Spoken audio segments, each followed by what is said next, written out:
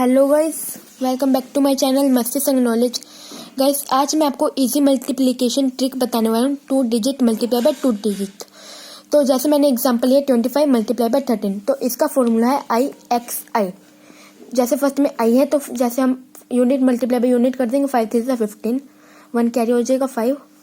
फिर हम cross multiply करेंगे, 2 3 सा 6, 5 1 सा 5, 6 और 5 को प्लस कर देंगे, 11 + 1 12। फिर 2 1 सा 2 हो जाएगा 2 और ये कैरी, तो आंसर आएगा हमारा 325।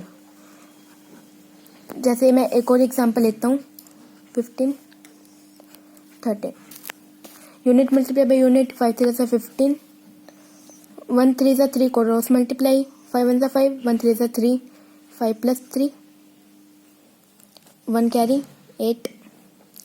यूनिट मल्टीप्लाई बाय यूनिट, 1 1 सा 1 1, तो आंसर आ गया 185 सॉरी। गाइस, अगर आप ये 2-3 बार प्रैक्टिस करोगे तो आपको इजी हो जाएगा समझ करना। अगर आपको ये वीडियो मेरी अच्छी लगी तो लाइक शेयर एंड सब्सक्राइब।